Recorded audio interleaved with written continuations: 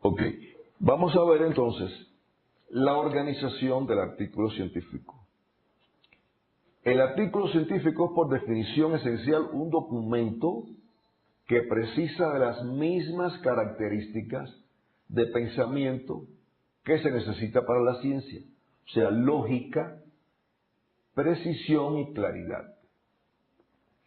Por tanto, quiero decirles con esto que el artículo tiene eminentemente un orden lógico.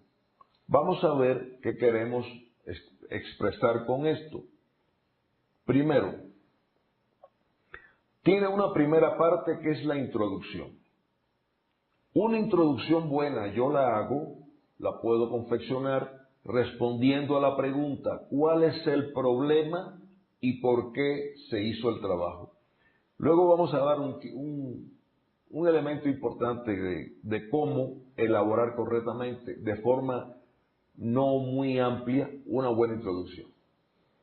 Luego viene la parte de materiales y métodos, que aquí digo cómo se estudió el problema, de qué manera, y ahí debo seguir un orden lógico, eso vamos a verlo. Los resultados es el acápite que yo digo, que yo elaboro ante la pregunta de qué se halló, o sea, qué fue lo que obtuve. Y la discusión responde a la pregunta ¿qué significan estos hallazgos? Ahí tengo que analizar por qué obtuve eso, qué importancia tiene, si crea un precedente para trabajos posteriores, si ya con esto que obtuve concluyo una duda científica que tenía. ¿Ok? Pero todo esto, que no puede faltar en un artículo científico, lo voy a elaborar con los kits que me da la instrucción a los autores de la revista a la que vaya a enviarlo. ¿Ok? Les hablaba de las siglas IM, R y D, o sea, introducción, materiales y métodos, resultados y discusión. Hay todavía especialidades que utilizan la descripción en sus artículos. Esto es válido para, digamos, casos médicos de una enfermedad que ha tenido últimamente una manifestación un poco diferente a la usual. Ustedes saben que los virus están en mutación, las bacterias adquieren resistencia a antibióticos, los parásitos igual. Por tanto, una enfermedad que está descrita clásicamente con tales síntomas puede variar. Y esto merita que un médico, para alertar a sus colegas, haga un artículo sobre los síntomas o signos de la enfermedad actualmente, ¿vale? Y un caso puede ser válido, analizan un caso, pero siempre tienen que hacerlo escribiéndolo lógicamente. Primero tal síntoma, después tal cosa, con un orden lógico. La mayoría utiliza la introducción, materiales y métodos, o metodología, puede ser que se diga, en la revista donde vayan a publicar, resultados y discusión, o unidos o separados. Hay también revistas que establecen una sección experimental y ahí relato, ¿no?, la metodología o materiales y métodos que utilicé. Vamos a ver después en qué tiempo verbal, con qué secuencia, etc. Ahora bien, ¿qué partes conforman el artículo científico? Son 8 partes importantes. El título, vamos a trabajar sobre el título. Este expresa el contenido del artículo. Los autores son aquellos profesionistas que aportaron decisivamente al trabajo. Esto siempre lo recalco y vamos luego a explicar un poco más el por qué. El resumen es un resumen del artículo, del trabajo. El abstract, puede ser que le pidan el resumen en inglés, sería el abstract o el summary, depende de la revista. A veces lo piden también en francés y portugués. La introducción, que ya vimos, informa de la importancia y el propósito del trabajo. Digo esto porque toda introducción debe terminar en el objetivo del artículo, declarando bien claro cuál es el objetivo del artículo. Los materiales y métodos, aquí explico cómo se hizo la investigación, los resultados, presento los datos experimentales de la forma más didáctica. Y la discusión, donde explico esos resultados, los comparo con otros autores que han trabajado previamente el tema, puedo aportar de mi acervo un poco también para explicar, y las referencias, que son aquellas citas bibliográficas que utilicé en la escritura del artículo. No incluyo otras que no he utilizado en el artículo. Las demás son de conocimiento general de la especialidad, culturales para mi especialidad.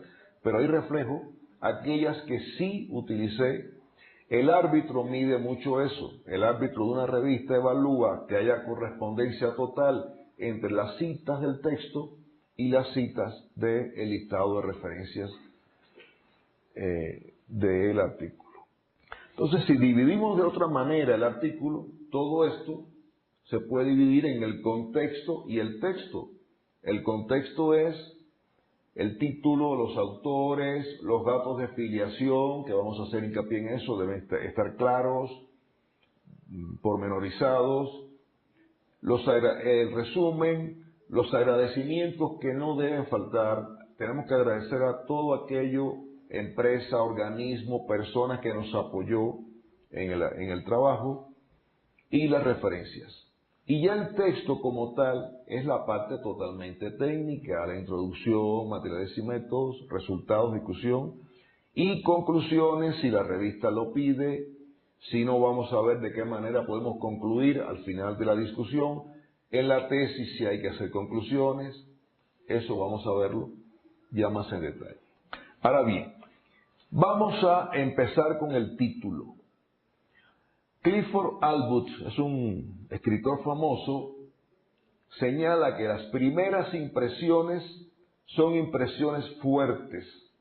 Por ello, el título debería ser bien estudiado y dar, en la medida en que lo permitan sus límites, porque tampoco puede ser muy largo, pueden dar una indicación clara y concisa de lo que vendrá luego.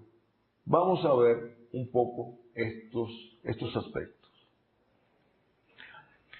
El título es una etiqueta, es el gancho para que nos lean. Ustedes ven los frascos de conserva de niño que ponen un niño muy lindo, ¿no? Cualquier cosa que queramos que nos compren lo ponemos etiquetado muy lindo. Nuestro artículo tiene que ser etiquetado lindo, en el buen sentido. Tiene que ser con un título que dé reflejo exacto de lo que hicimos en el artículo y que no sea muy largo y que tenga gancho para que quien lo lea se interese por lo que está escrito.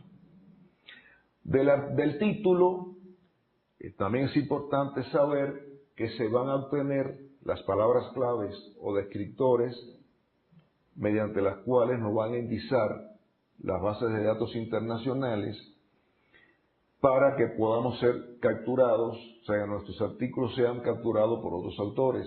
Igual que ustedes, al hacer una búsqueda, establecen una estrategia de búsqueda o de descriptores con palabras que a ustedes les interesa y entonces rescatan un listado de artículos que son afín al tema.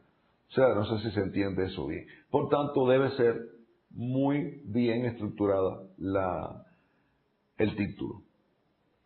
Vamos a ver algunos ejemplos. Ok. Por tanto, debe limitarse a aquellas palabras que subrayen el contenido significativo del trabajo de forma que sea comprensible y localizable. Un artículo titulado de forma inapropiada puede perderse prácticamente y no llegar al público a que se destina. Es la parte del artículo que leen miles de personas. Nadie lee en principio el resumen, el resultado, leen el título, que es lo que primero viene en la base de datos donde está el listado. Hay que tener cuidado, y vamos a ver sobre esto algunos ejemplos, de la sintaxis del título, o sea, la forma en que van las palabras, que sea comprensible. A veces escribimos, igual que hablamos a veces, y hay que tener mucho cuidado con lo que se escribe. Debe tener un orden lógico y una sintaxis correcta. Vamos a poner ejemplos de lo que no se debe hacer para que sepan ahí lo que sí es correcto. Se dice que un título correcto se puede elaborar con 10 a 15 palabras, de forma clara y que precisen el contenido del material. Por tanto, yo les aconsejo que aunque pongan un título tentativo del artículo o del capítulo de tesis, luego que tengan todo el documento escrito y vean qué realmente obtuvieron, sobre esa base reanalicen el título y vean si se corresponde con ese resultado o no. Porque título, objetivo y resultado deben tener total correspondencia. Ese es otro elemento que el árbitro va a medir, va a evaluar. Les pongo ahora dos ejemplos contradictorios, totalmente opuestos, pero ambos son inadecuados. Miren, en un Journal of Bacteriology, que es una revista de prestigio en bacteriología, vi un trabajo que se titulaba Estudios sobre Brucela. Brucela es una bacteria, muchos lo podrán conocer, los veterinarios y agrónomos tal vez, ¿no? Biólogos también. Es una bacteria que hace zoonosis, o sea, afecta al hombre y a los animales. Pero decía estudios sobre Bruselas. Y bueno, quien ve esto dice, bueno, pero ¿qué tipo de estudio? Epidemiológico, diagnóstico, un tratamiento, una vacuna, o un estudio de biología molecular de genoma. ¿Qué tipo de estudio? Por tanto, esa palabrita estudio, elimínenla de sus trabajos, de su mente. Estudio es algo muy amplio, no es una palabra que se puede indizar. Todavía Bruselas sí, pero estudio no, estudio es muy amplio. Tienen que pormenorizar exactamente qué cosa se hizo con Bruselas, qué cosas hacen ustedes, qué tipo de trabajo realizan con el objeto de estudio que están ustedes investigando. Por el contrario, en un Research Journal, Research Microscopic Society, que es una revista reconocida de microscopía, vi un título que decía, escuchen esto, sobre una adición al método de investigación microscópica mediante una forma nueva de producir contraste de color entre un objeto y su entorno, o entre partes concretas del objeto mismo. Miren, ¿quién después de leer ese título va a leer el trabajo? Es casi un resumen, o sea, son los dos polos opuestos, ni muy corto ni sumamente largo. Hay que ser justos con lo que vayamos a escribir en el título. Otro elemento importante es no reflejar fórmulas químicas en el título. Nadie busca en una base de datos mediante una fórmula química. Si vamos a buscar ácido clorhídrico, escribimos ácido clorhídrico. Si vamos a buscar sobre sulfato, ácido sulfúrico, ponemos sulfato, ácido sulfúrico, no SO4H2, no. Por tanto, las fórmulas químicas no las ponemos en los títulos. Ni ningún tipo de sigla, ni abreviaturas. Hay excepciones como ADN y DNA que son archiconocidos hasta en las novelas de suspenso, ¿verdad? Los seriales de CSI y todo, pues ya es archiconocido y se aceptan porque son ya siglas muy reconocidas, se entienden bien y aparecen mucho en los títulos. Evite las palabras inútiles.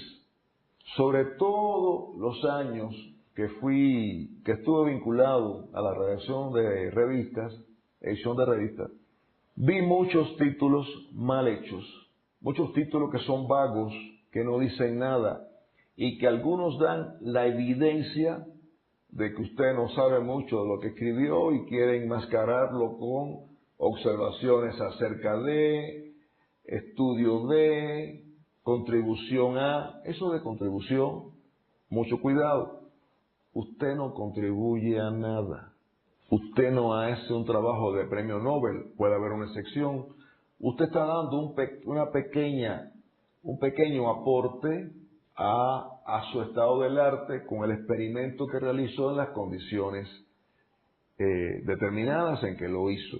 Ya contribución suena a un resultadazo enorme, trascendental, que ojalá pueda lograrlo alguno, entonces sí lo utilizan, pero si no, sean más modestos, salen mejor siendo más conservadores, ¿verdad?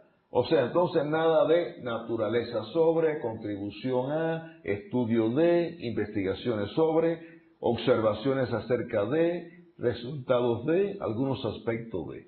Tenía una colega, o sea, la tengo, porque no ha fallecido, tuvo necesidad, bacterióloga, tuvo necesidad de evaluar un antibiótico nuevo, sintetizado nuevo, sobre la bacteria Pasteurella multocida. Es una bacteria que causa neumonía, sobre todo en bovinos y en cerdos.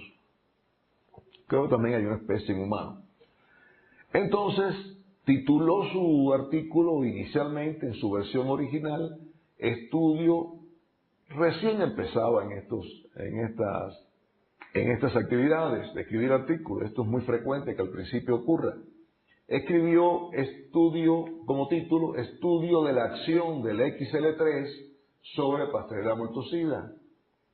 Luego se le recomendó que era demasiado amplio estudio, el mismo caso que le expresaba de Bruselas, qué tipo de estudio sobre esto, qué tipo de estudio se hizo, o sea, eso es muy amplio, un término muy amplio, y lo acotó a acción de XL3 sobre Pasteurella multocida. Pero ustedes saben lo que es decir que voy a estudiar la acción de un antibiótico sobre una bacteria.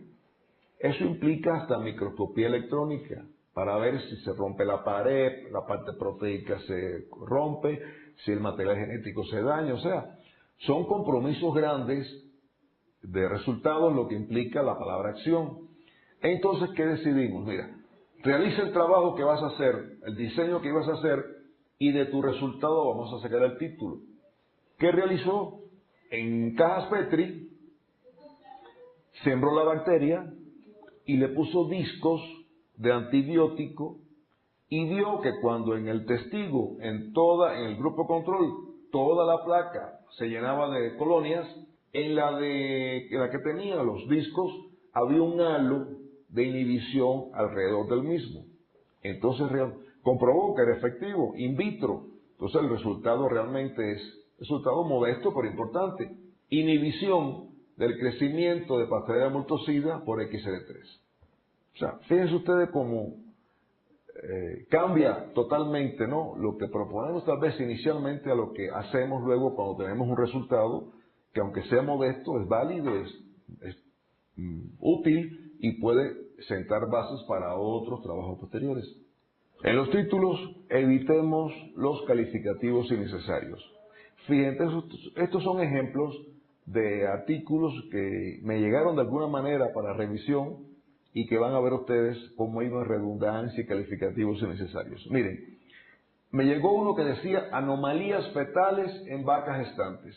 Pues claro, ¿dónde va a haber un feto? En una vaca gestante. En una vaca seca no hay fetos. Entonces sobra esas dos, una de las dos dejo, pero no hay redundancia con las dos. Termorresistencia de Helicobacterius atípico a 60 grados centígrados. Pues claro, si digo termorresistencia tiene que ser alguna temperatura. Igual otros ejemplos que les pongo donde hay redundancia de términos que sobran en el título y no son útiles para la indización del documento. Ahora miren, hay veces que, por ejemplo, trabajamos en un equipo multidisciplinario y cada cual pues quiere su artículo dentro de ese grupo. Esto ocurrió en una ocasión. Se hizo un trabajo de neumonía del ternero donde el bacteriólogo estudió las bacterias, el virólogo los virus y el parasitólogo los parásitos. Y se sacaron, o se proponía editar 3 artículos del tema cuyo título general era Neumonía del ternero. 1, bacterias más frecuentes. 2, virus más frecuentes. Y 3, parásitos más frecuentes. ¿Qué pasa? Cuando yo me vi en esa situación, tuve que enviarle a árbitros bacteriólogos, el de bacterias, el número 2 que era a los virólogos y el 3 que era a los parasitólogos. Pero ¿qué pasa? Que como los árbitros son seres humanos, tienen sus complicaciones, la mayoría, casi ninguno, cobra por arbitraje puro amor al arte, a la especialidad. Los virólogos enviaron su arbitraje primero que los bacteriólogos. Entonces había que cambiar el orden y esto trajo problemas. Por tanto, ese tipo de trabajos así, que se llaman título principal, subtítulo, se prefiere no editarlo de esa manera. Se puede poner de otra manera, por ejemplo, neumonía del ternero, 2 puntos, bacterias más frecuentes, pero sin 1, 2, 3, porque eso crea su posible complicación ya sobre la marcha. En muchas revistas, de hecho, no la aceptan así. Si no envía usted los 3 artículos ya de una vez, que envíe uno y luego envíe el otro, no se lo aceptan. Hay un elemento importante que la revista Science propone, que cuando haya trabajos realizados sobre agentes biológicos, o sea, parásitos, virus, bacterias, ejemplares animales, se ponga el nombre científico del ente, o sea, tal parásito, tal 2 puntos, y lo que voy a estudiar de eso.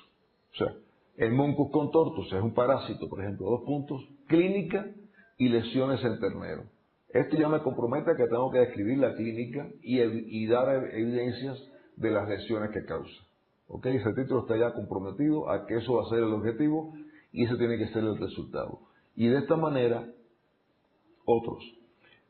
Elimine los signos de interrogación en los títulos. Eso se usaba mucho antes. ¿Es tal cosa importante en la agricultura? No, el signo de interrogación se elimina. Usted está dando una solución a su trabajo, no puede hacer una pregunta en el título. Aquí les pongo malos ejemplos para luego decirles los buenos. Por ejemplo, leí un trabajo que decía, un nuevo hiperparásito de la roya de la caña de azúcar, Fusarium semitectum. Entonces aquí me entra la duda, para quien no conoce de la especialidad, ¿el nombre biotaxonómico es del hospedero? O sea, ¿es de la roya o es de la caña? ¿Ok? Eso es falta de sintaxis incorrecta. Escuchen esto. Determinación de la proporción de genes cebú es una raza, ¿no?, de bovino. Determinación de la proporción de genes cebú en los cruzamientos con Holstein a través de la albúmina sérica. Entonces, eso da a entender que el apareamiento se llevó a cabo mediante la albúmina sérica, que es un error tremendo de concepto, ¿no? Pero eso es lo que dice el título. O sea, no es lo que quise decir, sino cómo lo digo correctamente. Otro que vi en una ocasión, diagnóstico por métodos citológicos del virus del mosaico de la caña de azúcar. ¿No sería más correcto decir diagnóstico del virus del mosaico de del virus de la caña de azúcar por métodos citológicos? O sea, no podemos escribir igual que hablamos, tenemos que ver la sintaxis correctamente, el sujeto, el verbo, el predicado, igual que en una oración correcta que queremos elaborar. Otro ejemplo malo, mecanismos de supresión de la neumonía no transmisible en la rata inducida por el virus de la enfermedad de Newcastle. ¿Qué me quiere decir? Que la rata fue inducida por el virus. Eso es un error garrafal. Otro ejemplo, infecciones múltiples de los recién nacidos como consecuencia de la implantación de Staphylococcus aureus. Entonces, la bacteria intervino en el nacimiento de los bebés. O sea, son errores de redacción.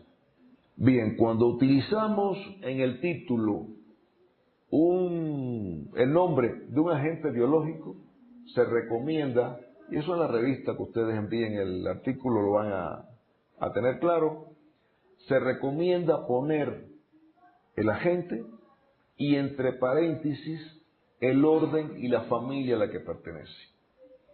Y ya en la primera ocasión en que se menciona en la introducción, poner los autores que describieron por primera vez ese agente. Eso en caso de los agentes biológicos, para si haya algún caso de sus trabajos en que se trabaje. Creo que alguno trabaja en abejas, ¿no? Y algún otro agente biológico. Bien. Los autores del artículo. En la revista Nature, el año 97, guardo este comentario que hicieron. Para mí tiene mucha importancia y vigencia. Pocos discutirán que los investigadores deben asumir la responsabilidad de los trabajos que lleven su nombre. Escuchen bien esto, luego les voy a poner un ejemplo. Todo investigador superior de un laboratorio que incluye su nombre en un trabajo sin haberlo supervisado o haber participado directamente en él, abusa indudablemente del sistema de créditos. Ha habido ocasiones en que científicos distinguidos han incluido irresponsablemente su nombre en trabajos que contenían errores graves o fraudes. Justificadamente, algunos han tenido que pagar por ello un alto precio. Vamos a abundar sobre esto, yo creo que merita. Miren, la autoría de un trabajo no puede convertirse en la manzana de la discordia. Sí, leyeron de mitología griega, ¿no? O sea, cuando están las tres diosas reunidas y lanzan una manzana de oro que decía para la más bella. Ahí cada una quería disputarse la manzana porque cada una era la más bella y por ahí vino una guerra. O sea, es un capítulo mitológico. Pero igual puede ocurrir en la autoría de un trabajo. Los autores de los trabajos son aquellos que han tenido una participación importante en él, al menos en la redacción correcta del artículo, que le dio valor agregado al documento. El fotógrafo no es autor del trabajo. El estadístico que hizo la estadística, luego la traduje, no es autor del trabajo. El jefe que no hizo nada con el perdón no es autor del trabajo. Mi amigo, por tener créditos, no debe ser autor del trabajo. Yo respeto estas cosas que he visto en muchos países y lugares, porque la vida es más grande que esta clase que yo les estoy dando. Pero no es honesto, ni es correcto. Se pone como artículo a todos aquellos que participaron decisivamente, de forma importante en el trabajo. Hay artículos de asiáticos, lo he visto en chinos, japoneses, que hay 12 autores en un artículo. ¿Ustedes creen que los 12 participaron realmente? No son trabajos sencillos, no son trabajos que implican diferentes especialidades. Entonces eso no debe ocurrir, no debe hacerse. Se debe en principio definir quién va a ser el autor y sobre la marcha del trabajo, porque la vida es mucho más sabia, se ve quién realmente es el autor principal. Y los demás son colaboradores. De todas maneras, vamos a ver que todos van a tener derecho sobre el artículo, pero sí participaron decisivamente en él. Esto es lo que ya les expliqué, o sea, hay muchos profesionistas que tienen el síndrome de publicar o perecer. O sea, no hago nada durante el año, pero mi amigo sí, y es muy amigo, me va a poner en el artículo. Y además yo soy, digamos, voy a poner un ejemplo, mecánico, y él es biólogo y me pone. Cualquiera que sea inteligente dice, pero ¿cómo estuvo en este artículo? Sí, es otra especialidad. Yo respeto, digo, no quiero pensar en voz alta en nadie, pero eso no se debe hacer. Eso no se debe hacer. Es un fraude, fíjense, tanto el que lo hace como el que se deja hacer. El que sí trabajó en el artículo es el que debe ir. Yo tuve una experiencia un poco desagradable. Soy muy cuidadoso de esto. Yo soy biólogo y trabajé parasitología veterinaria toda mi vida. Una epidemióloga me pidió un consejo sobre un parásito que estaba trabajando y se lo di en el comedor. Le di mis criterios. Ni busqué literatura, ni busqué bibliografía, ni escribí el trabajo, ni luego le revisé el artículo. Ella, de buena persona, como consideración, me puso como coautor en el artículo. Llegamos a un congreso de veterinaria, yo era el moderador de la mesa de la sesión y me veo en aquel artículo. Y cuando empieza a exponer la muchacha, que era joven, se traba en la parte de parasitología. Y yo ni me acordaba ya qué le había aconsejado y qué le había dicho. Y como no había tenido conciencia y profundidad en el trabajo, no supe defenderla y luego me preguntaron en el pasillo y yo no sabía responder y pasé la pena. O sea, esto fue una situación con muy buena intención. Pero igual, si me hubieran puesto fraudulentamente en el artículo, para yo tener un artículo más, me hubieran preguntado y yo no hubiera sabido. Eso es una pena que no debemos pasar o que no debemos permitirle hacer pasar si somos realmente amigos de un amigo y que cada cual sí tenga conciencia clara de lo que se escribió y de lo que sale publicado, para que pueda luego también discutir o esclarecer cualquier duda. No sé si me explico con esto. Ahora bien, vamos a ver cómo ubicar los autores de un artículo. Miren, el científico A proyecta una serie de experimentos y le dice al técnico B, le pagan por ser técnico del laboratorio, que hiciera tal cosa y más cual cosa y más cual cosa. Se acaba el trabajo, el científico A publica el artículo y le agradece al técnico B su colaboración, pero no lo pone como coautor, porque hizo solamente lo que le mandaron porque tenía que hacer. O sea, no hizo ningún aporte. Hizo un trabajo técnico y muy bien hecho y todo, pero bueno, le agradecemos. Ok, ahora supongamos que el experimento que orientó el científico no tuvo éxito y el técnico A, que lleva años de trabajo en el laboratorio, se le ocurrió incorporar algunas variantes. Por ejemplo, cambió la temperatura de incubación y el experimento tiene éxito. ¿Quiénes son los autores del artículo? El científico A y el técnico B. Hizo un aporte a ese trabajo. O sea, participó intelectualmente en ese trabajo. Ok. Ahora supongamos que los experimentos realizados a una temperatura determinada y con determinadas condiciones indica que el microorganismo que están estudiando resulta patógeno y no tienen formas de determinar la patología. Entonces buscan a un colega, el científico C, para que haga o que aporte o que dé un servicio del estudio patológico. El científico C hace un trabajo rápido de lo que está acostumbrado a hacer y le da un resultado como un servicio.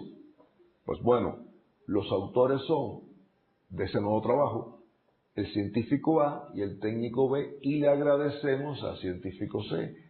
Ahora bien, el científico C logra hacer más, logra hacer toda una serie de experimentos donde da elementos importantes al trabajo en su conjunto. Entonces, los autores son el científico A y el C y el técnico B. Los tres aportaron definitivamente al trabajo.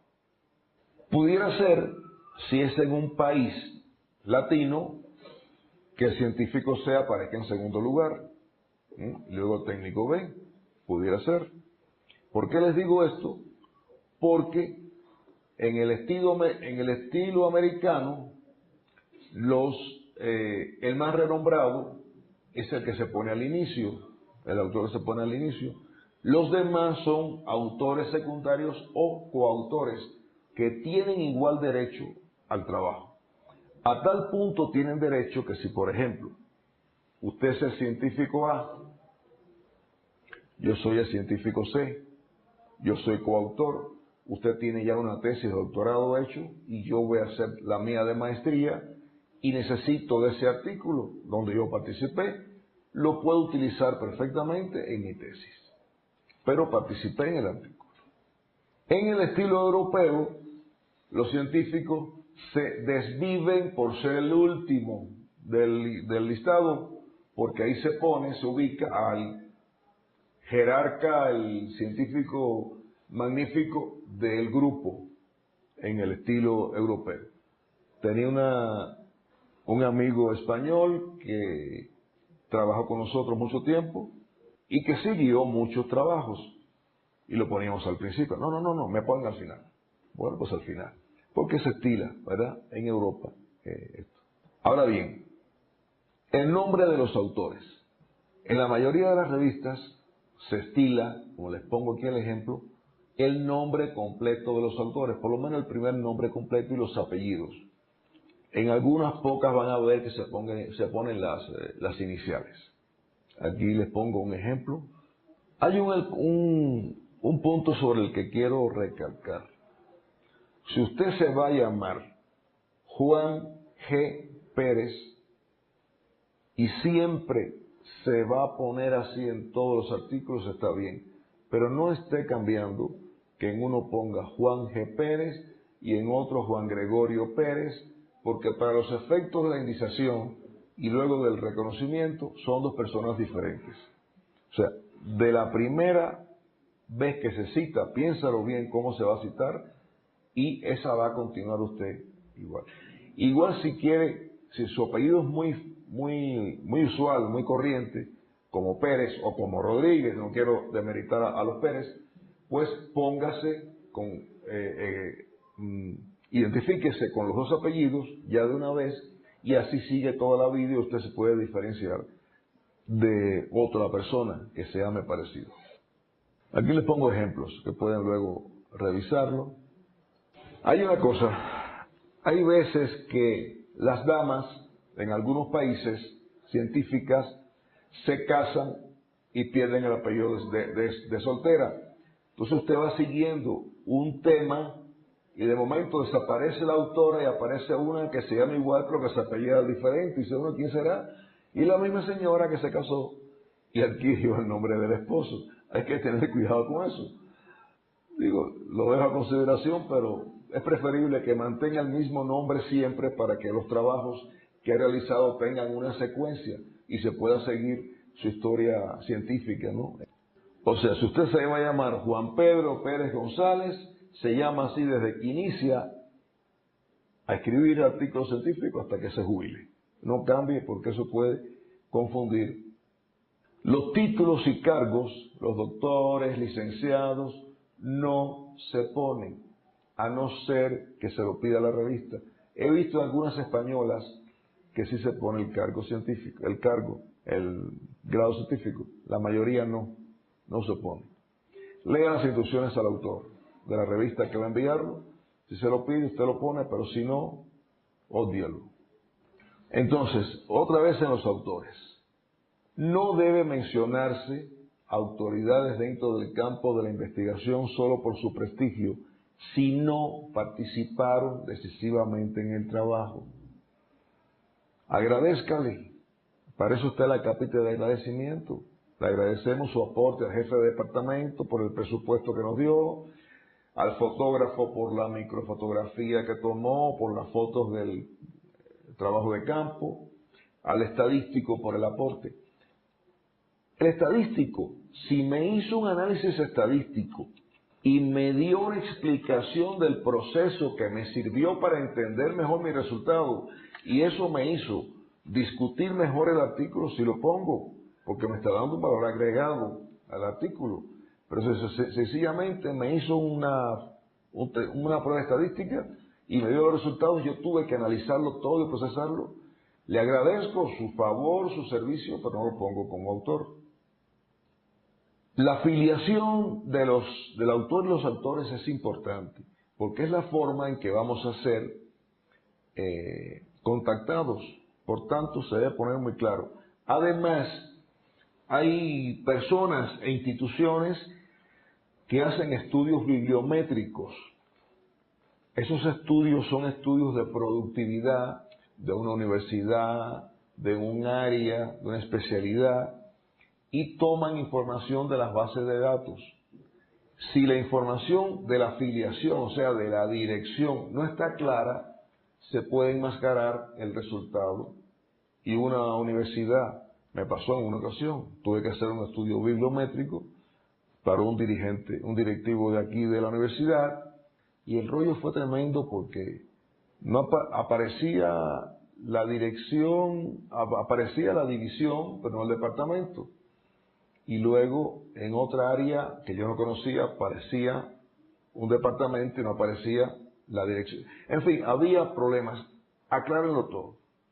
Yo soy fulano de tal, del departamento tal, de la división tal, de la universidad tal, para que por cualquiera de esos elementos que busquen puedan encontrarme y puedan estar claros a quién pertenezco y haya consecuencia con lo que estoy haciendo y con mi departamento y con mi dirección. Bien, en la afiliación de los autores van a ver ustedes que dependiendo de la revista, después del nombre va a aparecer un asterisco o un numerito. Lo hago de acuerdo a las instrucciones de la revista y al estilo de la revista. Por ejemplo, que les pongo aquí en pantalla, tiene un asterisco. Vicenta Veiga es del Laboratorio de Microbiología de la Escuela Superior Politécnica, tal. Y su correo electrónico es tal. Es importante para que nos puedan contactar. Luego, el que tiene dos asteriscos es de otro centro. Aquí me da a ver que ha habido un equipo multidisciplinario, ¿verdad?, de dos centros diferentes, de dos países, que han colaborado en el trabajo. Puede ser que lo que me pida la revista sea que identifique por una letrita pequeñita, supraíndice, los autores. Aquí pongo A, B, según sea, y luego relato, ¿no?, la dirección de cada uno, de la A, de la dirección de B y la dirección de C, así.